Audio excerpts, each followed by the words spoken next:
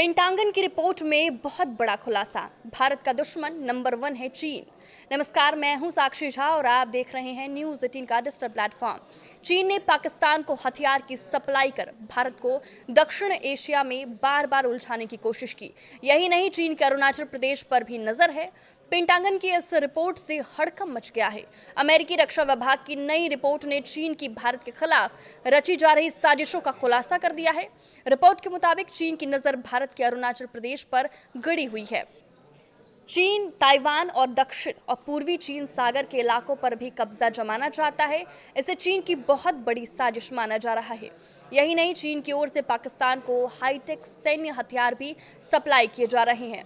इनमें multi role J-10C fighter jet जैसे लड़ाकू विमान भी शामिल है।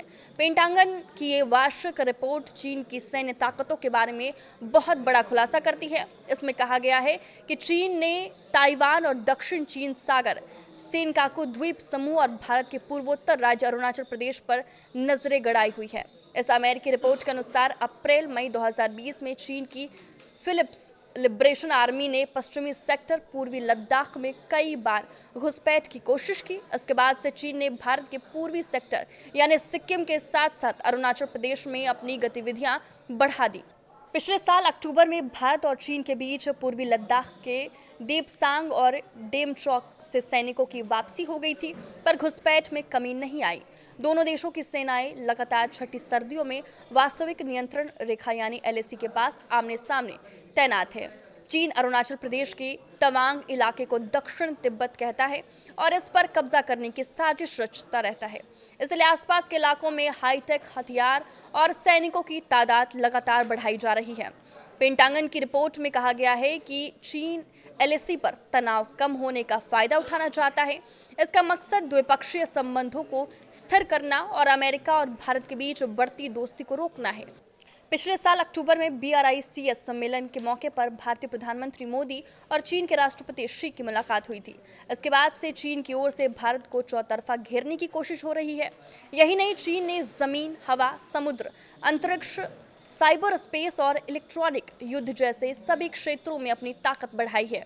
चीन की सेना यानी PLA ने अपने परमाणु हथियारों का बड़े पैमाने पर विस्तार जारी रखा है। चीन 2030 तक 1000 से ज़्यादा परमाणु हथियार जमा करना चाहता है। अभी उसके पास लगभग 600 परमाणु हथियार है।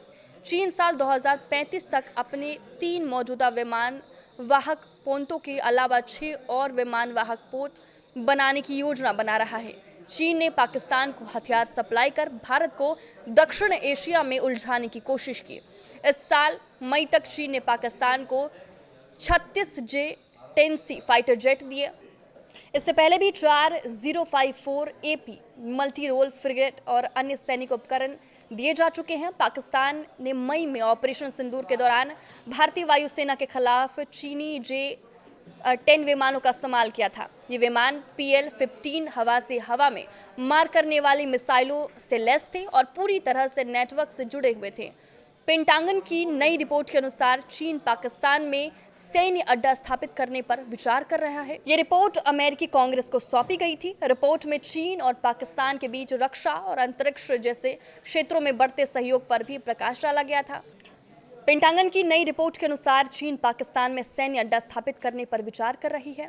ये रिपोर्ट अमेरिकी कांग्रेस को सौंपी गई है। रिपोर्ट में चीन और पाकिस्तान के बीच रक्षा और अंतरिक्ष जैसे क्षेत्रों में बढ़ते सहयोग पर भी प्रकाश डाला गया है। पेंटागन का मानना है कि चीन अपनी नौसैनिक और हवाई शक्ति का विस्तार करने के लिए ऐसी अतिरिक्त सैन्य सुविधाओं की योजना बना रहा है। आपके इस वीडियो पर क्या राय है, हमें कमेंट करके जरूर बताएं। नमस्कार।